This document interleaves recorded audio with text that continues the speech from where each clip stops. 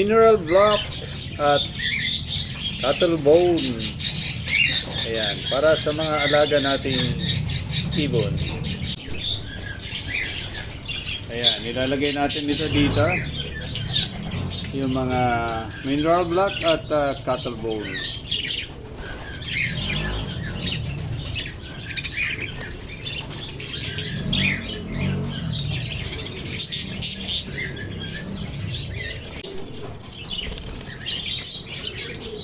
Yan gustong gusto nila yung cattle bone.